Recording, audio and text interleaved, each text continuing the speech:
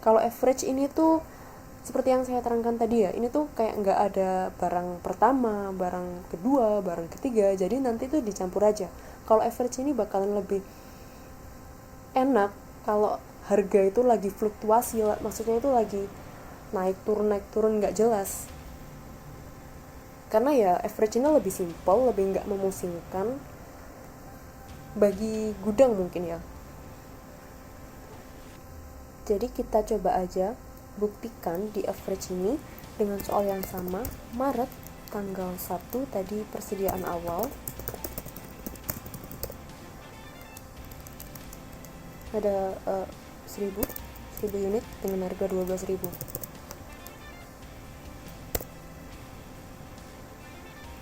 Kita gunakan lagi rumus sederhananya.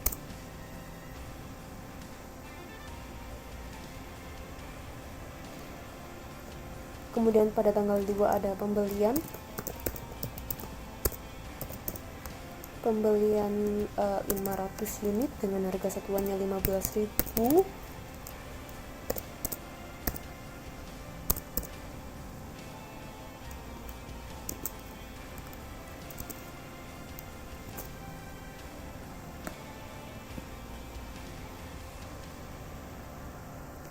Nah, di sini itu kan tadi kan dicatat ya.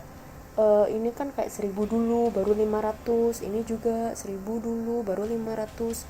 Tapi ini kita campur aja. Udah nggak ada persediaan pertama, persediaan kedua, persediaan terakhir atau apalah itu. Kita campur aja jadi 1500. Nah, menentukan harga satuannya tuh bagaimana? Kita coba dulu. Jadi caranya itu kita hitung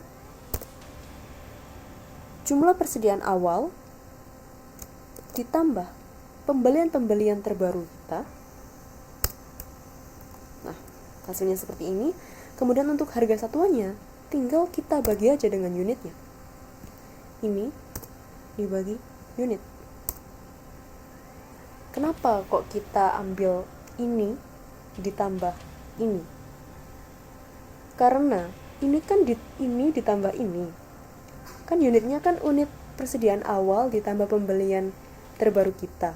Jadi jumlahnya otomatis kita mengikuti jumlah persediaan awal kita dan juga jumlah pembelian terbaru kita. Dan untuk harganya, kenapa kita nggak itu aja ngikutin salah satu? Nggak, ini aja namanya average. Average artinya rata-rata.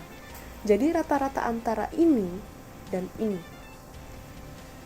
Nggak kita jumlahkan, Rek. Nggak boleh, itu malah jadinya mahal. Jadi kita rata-rata. Bisa ya. Kemudian kita tanggal 3 retur pembelian.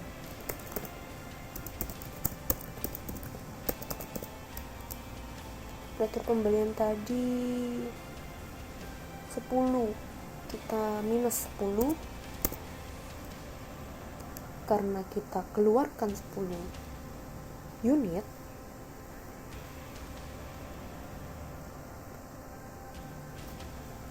Kita keluarkan dari yang kita beli tadi, harganya 15.000.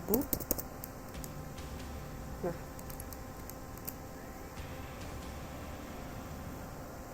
untuk retur pembelian ini caranya sama. Jadi nanti ini persediaan terakhir kita, sisa kita kurangi aja dengan returnya. Paham kan ya? Jadi ini adalah persediaan kita, ini adalah barang kita yang ada di gudang, itu ada 1500 unit dan kita kembalikan ke pengepul karena ada rusak atau apa 10 unit. Jadi kita kurangi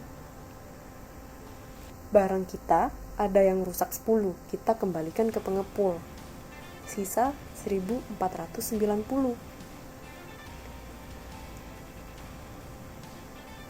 Untuk harganya sama, kita jumlah ini dikurangi dengan ini. kita kurangi aja. Dan untuk mencari harganya persatuan sama, jumlah dibagi unit.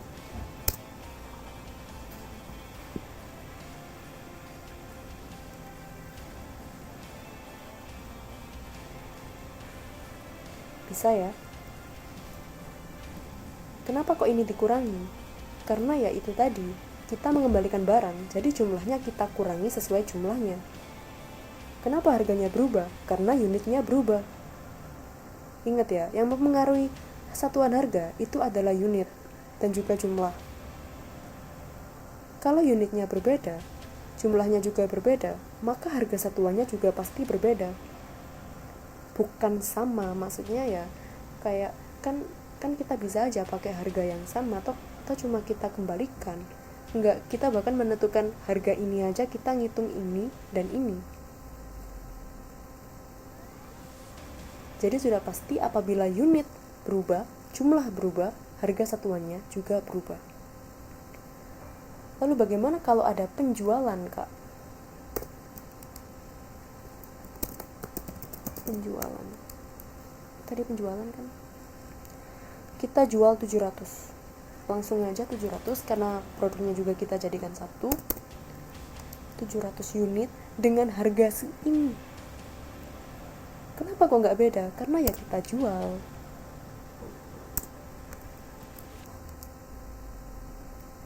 Kenapa kalau ini kan keluar, ini kan juga keluar, tapi kenapa kok perlakuannya beda? Kenapa kok ini merubah harga tetapi ini tidak? Karena ini adalah barang kita yang akan kita kembalikan, sedangkan ini yang kita jual. Kalau kita mengembalikan barang, itu akan mengubah harganya juga. Tetapi kalau kita menjual, maka harga yang terakhir lah, harga terbaru lah yang kita gunakan untuk menentukan HPP-nya.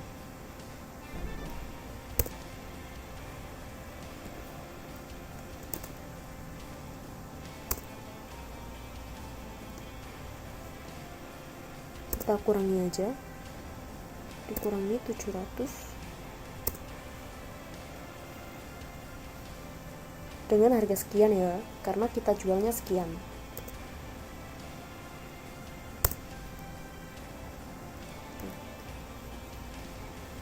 Kemudian retur penjualan.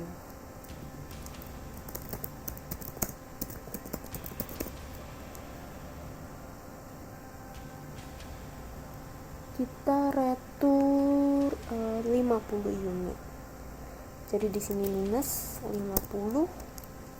Kita returnya ya dengan harga ini, karena mereka belinya dengan harga ini, jadi returnya dengan harga yang sama juga.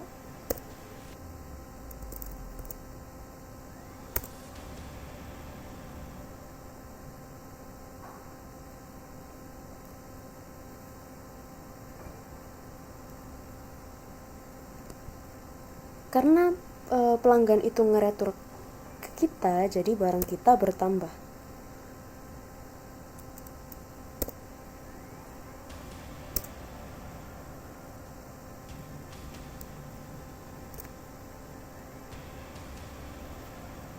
Dengan harga yang sama juga, harganya ini.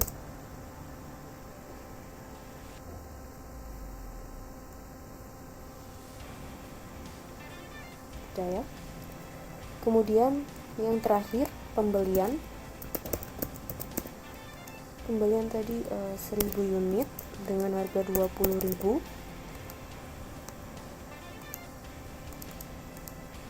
Kita langsung jumlahkan aja. Sisa produk kita ditambah pembelian terbaru kita. Ini juga sama. Ini ditambah ini. Kemudian ini dibagi jumlah dibagi unit. Kemudian kita kasih rumus sum.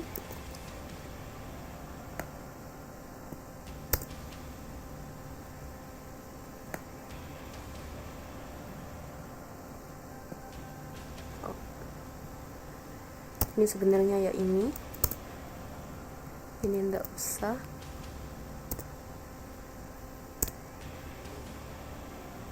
Ini ndak usah. Ini juga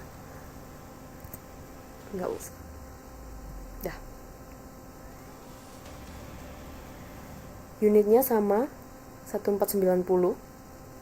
Jumlah masuknya 27350, 650, 1840.